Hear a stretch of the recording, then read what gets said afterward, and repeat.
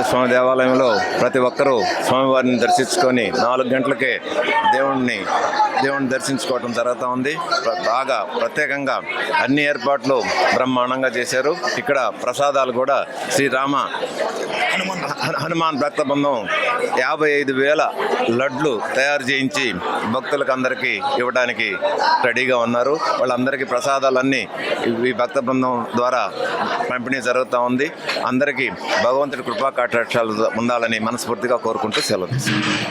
ముక్కోటి ఏకాదశి పర్వదిన సందర్భంగా నెల్లూరులో వెలసి ఉన్న శ్రీ తల్పగిరి రంగనాథ స్వామి దేవస్థానమునందు గత 9 సంవత్సరములుగా జై శ్రీరామ్ హనుమాన్ భక్త బృందం వారి ఆధ్వర్యంలో చీరాల నుంచి ప్రత్యేకంగా తయారు చేసినటువంటి డ్రై ఫ్రూట్ లడ్డును భక్తులకి వితరణ చేసినాము.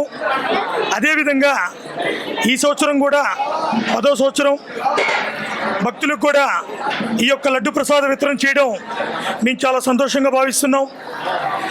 మేము ఈ యొక్క లడ్డును పంచడం కారణం ఏంటంటే తిరుమల తిరుపతి దేవస్థానం నందు వైకుంఠ ద్వార దర్శనం చేసుకున్న భక్తులకు ఏ విధంగా లడ్డు ప్రసాదం ఇస్తారో ఆ యొక్క ఆలోచనతో మేము నెల్లూరు తల్పగిరి రంగనాథ స్వామి దేవస్థానంలో కూడా వైకుంఠ ద్వార దర్శనం చేసుకున్న భక్తులకు కూడా లడ్డు ఇవ్వాలనేది ఒక సంకల్పంతో మేము ఒక భక్త బృందం ద్వారా ఒక 200 మంది కలిసి ఈ యొక్క కార్యక్రమం జరిపిస్తున్నాం. మాకు